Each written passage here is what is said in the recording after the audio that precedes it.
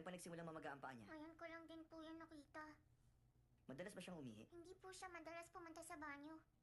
Kailan siya nagsimulang... Sir. Anong ginagawa niyo? Mukha kasing hindi maganda ang lagay niya eh. Doktor ka ba? Naku, alam mo, oo, pero ano kasi, parang... Okay lang kayo?